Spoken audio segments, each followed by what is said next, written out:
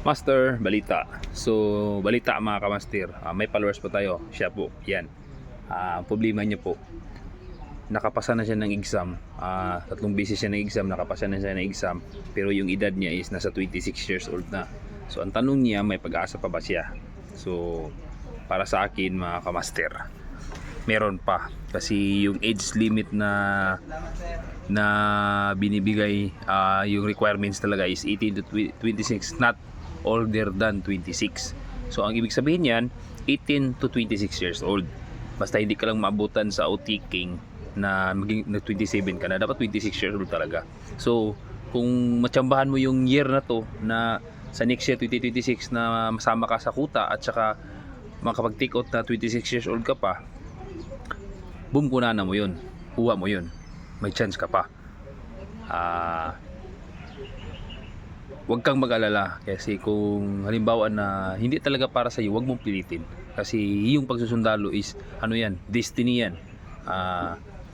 Kahit ano, paano o anong pilit mong gustong mapasama, mapabilang kasi overqualified ka, pag hindi para sa iyo yung pagiging sundalo, hindi talaga para sa iyo yan. Merong para sa iyo na mas best pa na maging sundalo ka. Yan. Kasi kung ipilit mo yan, wala, hindi natin alam, baka yan yung dahilan na mabungkunana ka rin, di ba? So yung pagsusundalo talaga, destiny yan. Destiny mo talaga yan, na halimbawa na nakasulat na talaga sa aklat na magiging sundalo ka talaga. Kahit anong pa yan, hindrance pa yan, ano pa yung mga pagsubok mo yan, di ba? So para sa akin, yung tanong mo, Kamaster, Makoy's Vlog, mayroong papag-asa kasi hindi ka pa lumagpas ng 26. So strive hard lang. Pag may QR code na lalabas, apply, and then magdasal na masama, at saka magdasal na hindi pa magti-take out is 26 years old ka pa. Yan, para at least man lang matupad yung pangarap mo. So sana po may natanong ako o may naitulong ako sa katanungan mo, Kamaster, and then sana po ay nabigyan kita ng lakas ng loob.